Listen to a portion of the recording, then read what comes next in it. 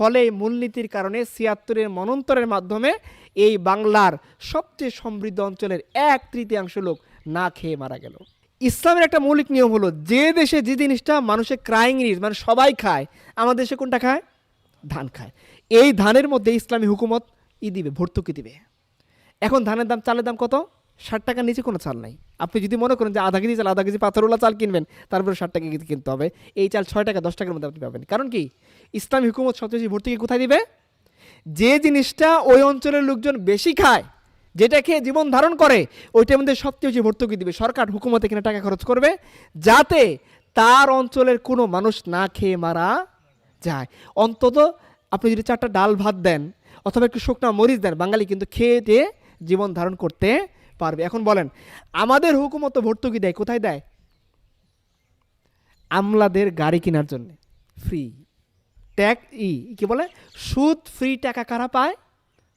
আমলারা পায় গাড়ি কেনার জন্য। হুকুমত ওইখানে ভর্তুকি দেয়। বলেন তো, যে আমলা ২ লাখ টাকা বেতনে চাকরি করলো সারা জীবন ধরে এবং প্রায় ২ কোটি টাকা প্লাস সে পাবে, পেনশন পাবে, ওকে আপনার সুদ ফ্রি টাকা দেওয়া দরকার না? নাকি যে গরিব তার ধানে ইনকাম করছে ৪-৫ মণ, ও বিক্রি করবে কি, খাবে কি, জীবন নিয়ে কি করবে, ওকে ভর্তুকি দেওয়া দরকার? আমাদের হুকুমত ভর্তুকি কোথায় দেয়? ওখানে দেয়। গরিব মানুষে কি বলছে? সর্বনিম্ন সুদ 5% হার। এটা হলো গরিবের জন্য। আর ধনীর জন্য কি? This is capitalism. এবং ক্যাপিটালিজম আরেকটা জিনিস আছে, কি আছে? গুদামজাত করা। দ্রব্যমূল্যের দাম যে বেড়ে যায়, এর কারণ কি? আপনি ধরেন, এই যে এখনকার সময় আলুর দাম কত? 10 টাকা 12 টাকা করে কিনলেন, এই আলু আজ 6 মাস পরে কত দিয়ে কিনবেন? 25 টাকা করে কিনবেন। এই যে 10 টাকা, কৃষক তো 5 টাকা করে পাইছে, 8 টাকা করে পাইছে।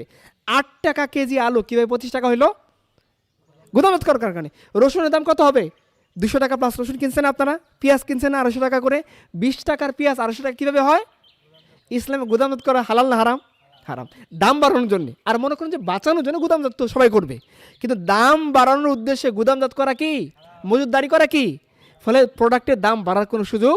কিন্তু ইংরেজরা যখন ঢুকলো, ওদের ধর্মে, ওদের আদর্শে গুদামজাত করা হালাল না হারাম? দাম বাড়ানোর জন্য গুদামজাত করা। পুঁজিবাদের মূল লক্ষ্য হচ্ছে কি? প্রফিটকে ম্যাক্সিমাইজ করা। আর প্রফিট ম্যাক্সিমাইজ আপনি কখন করতে পারবেন? যখন প্রোডাক্টকে স্টক করবেন, দাম বাড়বে, তখন বিক্রি করবেন, আপনার প্রফিট কী হবে? ম্যাক্সিমাইজ হবে। এটা হলো তাদের কালেমা, তাদের মূলনীতি। ফলে এই মূলনীতির কারণে ৭৬-এর মন্বন্তরের মাধ্যমে এই বাংলার সবচেয়ে সমৃদ্ধ অঞ্চলের ১/৩ লোক না খেয়ে মারা গেল।